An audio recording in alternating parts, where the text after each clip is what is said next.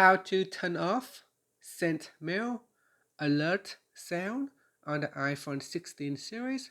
First, let's return back to the home screen by swiping up at the bottom of the screen. And from the home screen, tap on Settings. Now in Settings, we scroll down and tap on Sounds and Haptics.